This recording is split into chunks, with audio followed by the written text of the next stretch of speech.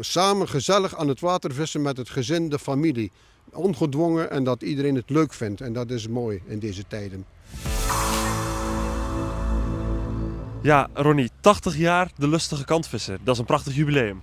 Dit jaar inderdaad 80 jaar jubileum. Dat vieren we dan aanstaande zondag. Maar daar zitten natuurlijk wat leuke dingen aan verbonden.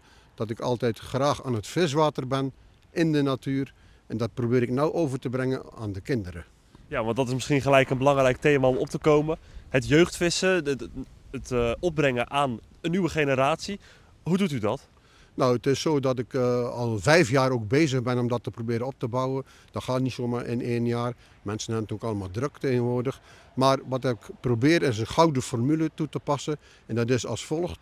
€5 deelname, laag inzetten. €10 voor een vergunning valt ook mee, want dan mag je heel jaar vissen. En het is ongedwongen, lekker vissen aan het water en iedereen is tevreden. Ja. Hoe bevalt dat tot nu toe onder de jongeren? Nou ja, het eerste jaar dan zie ik er 7 kinderen en dan ga je door naar 12. Maar de laatste jaar en dit jaar zien we toch al 30 kinderen aan het viswater. Ik word daar blij van natuurlijk. En vooral als ze ook een vis vangen. Wat is er nou zo leuk aan het vissen? Ontspannen zijn, denken van even de zorgen opzij. Ook van thuis weg zijn. En ja goed, je ziet veel in de natuur. Maar vooral ja, het groen en het riet en alles, je ziet het bewegen. Moeten mensen zich aanmelden? Kunnen ze zich aanmelden? Hoe werkt dat?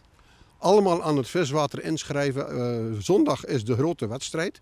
Dus om 11 uur gaan we beginnen vissen. Maar ik ben hier al om 9:15 en dan kun je je plekje kiezen. En dan is het inschrijven aan het water. Wat is nou het belangrijkste van aanstaande zondag? Samen gezellig aan het water vissen met het gezin, de familie. Ongedwongen en dat iedereen het leuk vindt. En dat is mooi in deze tijden. En voor wie dit weekend komt vissen, heeft Ronnie alvast een goede tip. Want ja, waar heb je nou de meeste kans op beet? Dan is daar in de bocht met die paaltjes de beste plaats.